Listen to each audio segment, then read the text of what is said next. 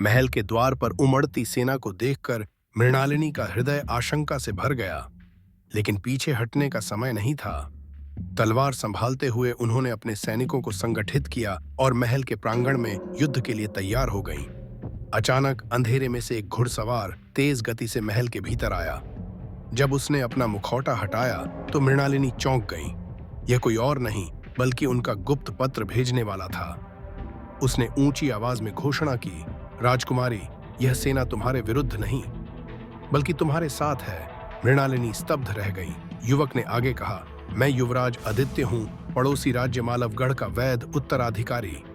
सेनापति अरुण और तुम्हारे चाचा चंद्रसेन ने मेरे राज्य को भी अपने षड्यंत्रों से तबाह करने की योजना बनाई थी। तुम्हारे न्यायप्रिय शासन की खबर सुनकर मैंने तुम्हारी सहायता करने का निश्चय किया। यह सुनते ही मृणालिनी की आशा फिर से जाग उठी। आदित्य की सेना उनके साथ मिल गई और एक भीषण युद्ध छिड़ गया। तलवारें चमकीं, तीर संधाने लगे और महल रणभूमि में बदल गया।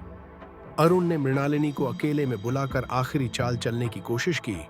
यदि तुम सिंहगढ़ छोड़ दो तो मैं तुम्हें जीवित जाने दूंगा। लेकिन मृणालिनी ने उत्तर दिया, राज्य मेरी आत्मा है, इसे छोड़ने की अपेक्षा मैं युद्ध में मरना पसंद करूंगी। युद्ध कई घंटों तक चला, लेकिन अंततः मृणालिनी और आदित्य की संयुक्त सेना ने अरुण और उसकी टुकड़ी को परास्त कर दिया। अरुण को पकड़ लिया गया और उसकी सभी साजिशें उजागर कर दी गईं। जब सिंहगढ़ में फिर से शांति लौटी तो मृणालिनी ने सिंहासन पर बैठकर प्रजा को संबोधित किया, यह जीत केवल मेरी नहीं बल्कि न्याय और सत्य की है।